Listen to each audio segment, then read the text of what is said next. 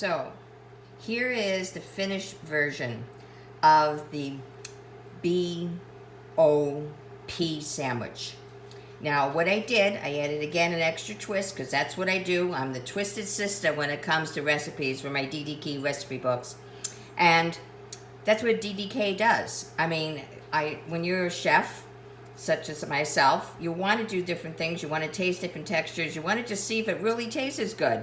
And I know it's going to. I had some garlic chive, well, actually garlic herb cream cheese in my fridge. And I said, why don't I put that on top of the lettuce, as you can see.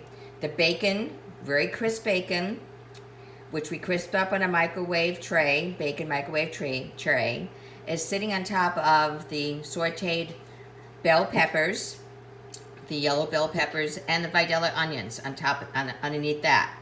Now, to finish it off, of course, I'm going to slap the two pieces together, cut them in half, and I'm going to sit down and enjoy a delicious lunch. You could be doing this too.